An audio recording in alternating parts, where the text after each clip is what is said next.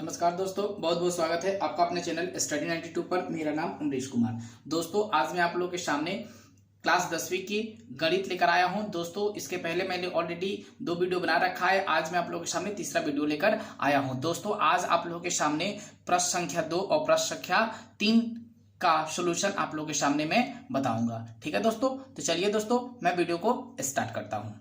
दोस्तों, प्रश्न संख्या दिया हुआ है कि दर्शाइए कि कोई भी धनात्मक विषम पूर्णांक 6q+1 या 6q+3 या 6q+5 के रूप में होता है जहां q कोई पूर्णांक है। दोस्तों, यह प्रश्न है, आपके बुक में दिया हुआ है, एनसीईआरटी के बुक में दिया हुआ है। तो चलिए हम सबसे पहले यहां लिखेंगे दोस्तों सोल्व। सबसे पहले क्या लिखेंगे दोस्तों? हम सोल्व। हम चलिए सोल्व लिख दिए। उसके बाद दोस्तों हम लिखेंगे कि धनात्मक विषम पूर्णांक क्या है दोस्तों, हमें निकालना है धनात्मक विषम पूर्णांक। क्या लिखेंगे सबसे पहले दोस्तों? धनात्मक विषम पूर्णांक कितना है मेरा? तो 6q+1, 6q+3 और 6q+5। तो हम इसको मान लेंगे धनात्मक पूर्णांक बराबर a यहाँ। ठीक है दोस्तों। उसके बाद मान लेंगे दोस्तों कि b बराबर में हम क्या मान सकते हैं, यानी कि b को हम मान लेंगे दोस्तों 6। क्या मान लेंगे दोस्तों? 6 मान लेंगे। अब हमें क्या निकालना है? यूक्लिड विभाजन प्रमेयिका से। क्या लिखेंगे दोस्तों? यूक्लिड विभाजन प्रमेयिका से लिख लेंगे। सूत्र मेरा क्या है दोस्तों? आप लोग को याद है कि सूत्र होता है a बराबर bq+r। ठीक है दोस्तों। अब हम जानेंगे यहाँ से, अब आगे हम बढ़ते हैं। तो यहाँ देखिए, ए का अर्थ आप जानते हैं क्या होता है? भाज्य होता है। बी का अर्थ होता है भाजक। क्यू का अर्थ होता है भागफल और आर का अर्थ होता है दोस्तों शेषफल। देखिए कि मेरा क्वेश्चन क्या दिया है कि ए बराबर हम क्या मानेंगे दोस्तों? 6q प्लस में क्या है मेरा? आर। यानी बी को हम मान लिए हैं क्या?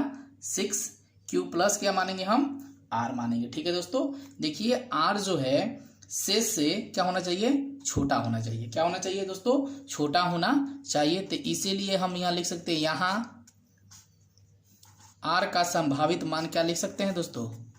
संभावित मान। संभावित मान क्या लिख सकते हैं? 0 मान सकते हैं। 1, 2, 3, 4 और 5। ठीक है, क्योंकि इसके संभावित मान कितने हो सकते हैं? 1, 2, 3, 4 और 5। ठीक है। अब फिर हम आगे चलते हैं। यदि लिखेंगे, यहाँ क्या लिखेंगे? यदि r का मान अगर हम 0 बैठाएंगे तो हमें क्या प्राप्त होगा? a बराबर 6q+r। सूत्र लिखेंगे तो यहाँ हम मान लेंगे क्या? 6q। ओके। उसके बाद यदि हम फिर r का मान अगर 1 मान लेते हैं तो क्या बने होगा जी?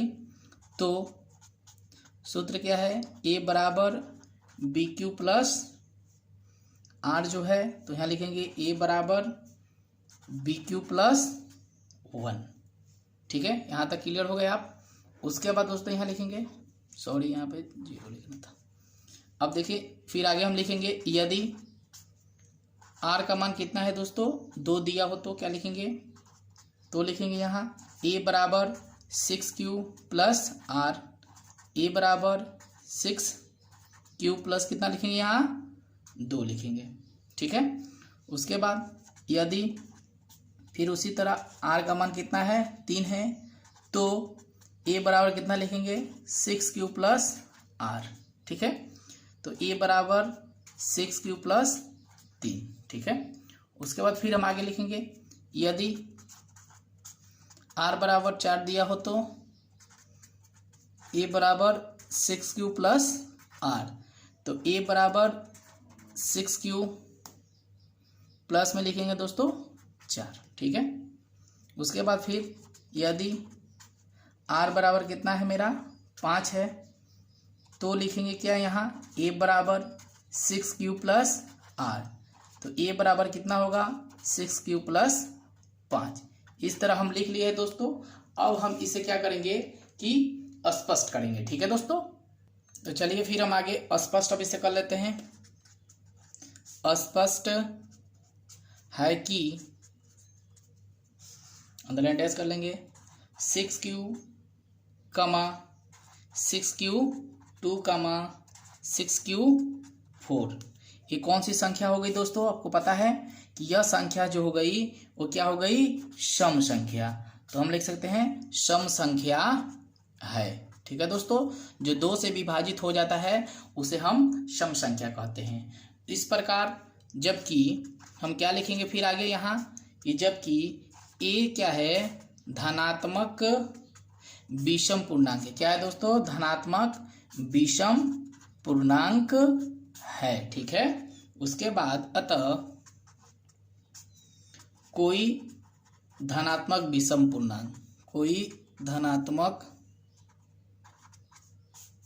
विषम पूर्णांक, कोई धनात्मक विषम पूर्णांक कौन कौन से हैं दोस्तों? 6q+1, 6q+3, 6q+5 के रूप होता है। दोस्तों यहाँ मेरा क्वेश्चन क्या हुआ? सॉल्व हुआ। यहाँ हम देख सकते हैं प्रूव्ड, या मेरा क्वेश्चन जो है बिल्कुल बन गया। तो चलिए दोस्तों फिर हम आगे आ गए हैं 3 नंबर प्रश्न लेकर। ठीक है दोस्तों, आज मैं आप लोगों को बताया था कि 2 नंबर और 3 नंबर में प्रश्न करूंगा। दोस्तों अगर मेरी वीडियो आप लोग को अच्छी लगी हो तो एक लाइक बटन को जरूर दबाइएगा। तो चलिए दोस्तों मैं क्वेश्चन शुरू करता हूं। किसी परेड में 616 सदस्य वाली एक सेना आर्मी की टुकड़ी को 32 सदस्यों वाले एक आर्मी बैंड के पीछे मार्च करना है। ठीक है, दोनों समूहों को समान संख्या वाले स्तंभों में मार्च करना है। उन स्तंभों की अधिकतम संख्या क्या है जिनमें वे मार्च कर सकते हैं? दोस्तों यह क्वेश्चन पढ़ने में ही समझ में आ रहा है कि हमें कौन सा प्रयोग करना है, कौन सा मेथड प्रयोग करना है। तो हम समझ लिए हैं कि यह जो क्वेश्चन है उससे पढ़ने समय यह जाहिर हो रहा है कि हमें यूक्लिड विभाजन एल्गोरिथम का प्रयोग करना है। तो दोस्तों यह आप जानते हैं कि विभाजन एल्गोरिथम का प्रयोग जब हम करेंगे तो सबसे पहले हमें किस चीज की जरूरत होती है? सूत्र की आवश्यकता होती है। हमें सूत्र याद है तो विभाजन एल्गोरिथम का प्रयोग हम आसानी से कर सकते हैं। तो चलिए हम दोस्तों इसे सोल्व करते हैं। सबसे पहली बात हम यहाँ लिखेंगे क्या दोस्तों? सोल्व लिखेंगे। ठीक है, उसके बाद मेरा क्या है कि 616 ग्रेटर देन कितना है? 32, यानी 616 32 से क्या है? बड़ा है। इसीलिए यहां लिखेंगे यूक्लिड विभाजन एल्गोरिथम से। ठीक है, लिखेंगे। उसके बाद क्या लिखेंगे? 616 भागा 32। अब हम चलते हैं सूत्र की ओर। सूत्र मेरा क्या है दोस्तों? आपको याद है कि सूत्र क्या होता है? सूत्र यह होता है दोस्तों, हम लोगों का सूत्र है हम लोग का ए बराबर BQ प्लस R। सूत्र यह है। ए को हम क्या मानते हैं दोस्तों? आपको पता है भाज्य मानते हैं, इसको भाजक, इसको भागफल, इसको शेषफल। ठीक है, तो हम लिख सकते हैं यहाँ भाज्य बराबर भाजक गुने भागफल, जोड़ में क्या होगा दोस्तों? शेषफल। ठीक है, अब यहां लिखेंगे दोस्तों स्टेप 1। ठीक है, कितना भाग देना है हमें? 32 में 616 से क्या देना है? हमें भाग देना है। तो अगर हम एक बार में देते हैं तो हमें यहाँ 32 से कम 32। ठीक है दोस्तों, अब 6 है तो 6 को यहाँ क्या करेंगे? सबसे पहले उतार देंगे। तो ये बचा 11 में से 2 जाएगा तो 9, ये 5 में से 3 जाएगा तो कितना बच जाएगा दोस्तों? 2। अब बोलिए कि हम यहाँ कितना से करें मल्टीप्लाई? तो 9 से मल्टीप्लाई करते हैं। ठीक है दोस्तों, तो 9 से मल्टीप्लाई करने के बाद हमें क्या प्राप्त होगा? 32 गुने में 9 से अगर करते हैं तो 9